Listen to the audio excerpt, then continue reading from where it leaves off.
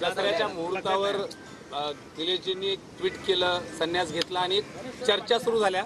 मात्र काल दिवसभर तुम्ही कुणाला भेटला नाहीत, आज थेट सागरावर दिसतायत दोघं एकत्र. नाही, खरं तर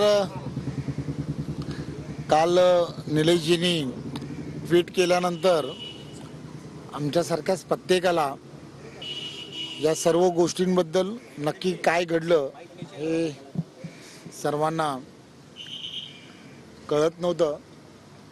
परंतु नंतर आदरणीय दादांशी चर्चा केली आणि दादांनीही निलेशजींना नक्की काय घडलंय हे सगळं विचारलं. त्यानंतर आज सकाळी मी सुद्धा जाऊन प्रत्यक्षपणे त्या सर्व गोष्टीची चर्चा केली. आदरणीय देवेंद्रजी सुद्धा या विषयावरती निलेशजींशी बोलले आणि एक गोष्ट लक्षात आली की काहीतरी घडलं होतं, त्यामुळे हे सगळं होतंय.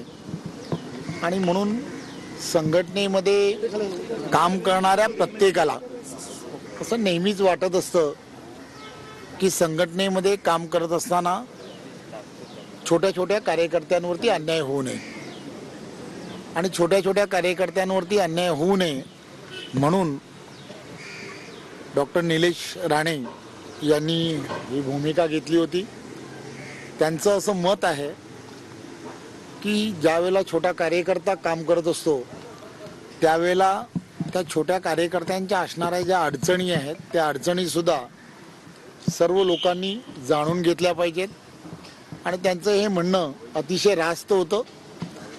आणि या सगळ्या विषयांमध्ये आम्ही सर्वांनी या सर्व गोष्टीचा अत्यंत गांभीर्याने विचार करणं आणि या सगळ्या गोष्टींमध्ये मग त्या छोट्या निवडणुका असोत, त्यामध्ये ग्रामपंचायतीच्या असू देत किंवा आमदारकी आणि खासदारकी, सर्वसाधारणपणे सर्व मोठे नेते मंडळी आम्ही सर्वजण लोकसभा आणि आमदारकीच्या निवडणुकांबद्दलच नेहमी विचार करत असतो. परंतु ज्या छोट्या निवडणुका ग्रामपंचायतीच्या असतात तिथे सुद्धा प्रत्येक त्या कार्यकर्त्याला सुद्धा निवडणुका लढायच्या असतात. त्या निवडणुका लढण्यासाठी त्यांच्या काही स्वतःच्या भावना असतात, त्यासुद्धा आपण सर्वांनी जाणून घेतल्या पाहिजेत. आणि मग या जाणून न घेतल्यामुळे डॉक्टर निलेश राणे थोडेसे नाराज होते. कार्यकर्त्यांवरती प्रेम करणारा असा नेता आहे, त्यामुळे कार्यकर्त्यांच्या भावना या जर नेत्यांपर्यंत पोहोचत नसतील तर मग त्यात काही अर्थ नाही. या दृष्टिकोनातून त्यांनी थोडासा रागावून का होईना हा निर्णय घेतला होता. परंतु मी असेन, आदरणीय दादा असतील, नितेश असेल आणि आम्ही सर्वजण आणि आता देवेंद्रजी, आम्ही सर्वांनी या सर्व गोष्टींमध्ये स्वतः लक्ष घालण्याचं आम्ही तर घालतोच. परंतु काही ठिकाणी ज्या ठिकाणी लक्ष घालता येत नाही त्याही ठिकाणी आम्हाला नोटीस करू द्या की बाबा या ठिकाणी लक्ष घातलं जात नाही. नक्की आम्ही सर्वजण त्यामध्ये लक्ष घालू असं त्यांना आश्वासित केलं आहे. आणि एक चांगला कार्यकर्ता पक्षाच्या कामातून बाहेर जाणं हे पक्ष संघटनेला सुद्धा परवडणारं नाही.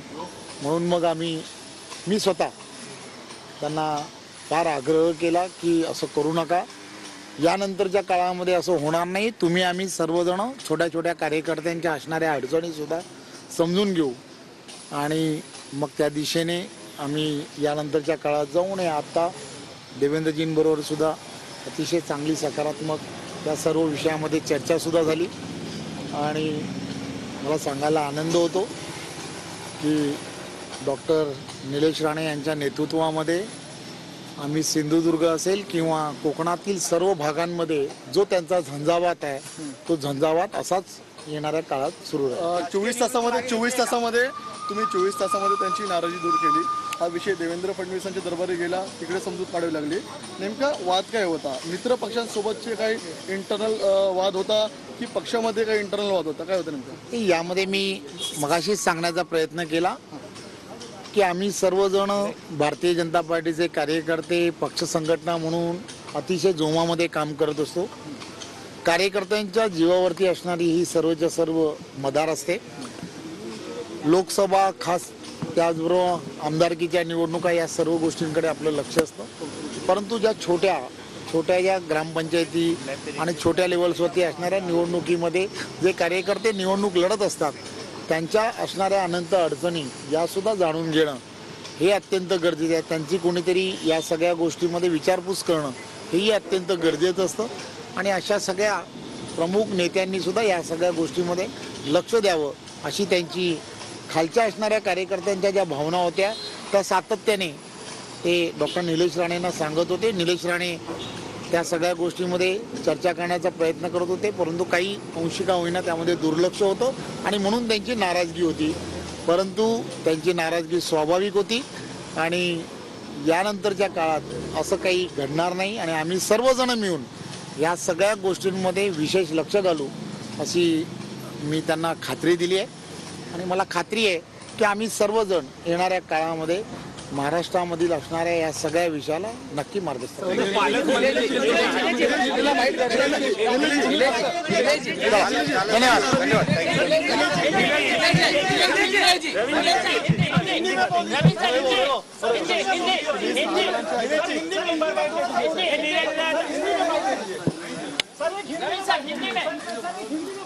हो रे भाऊ.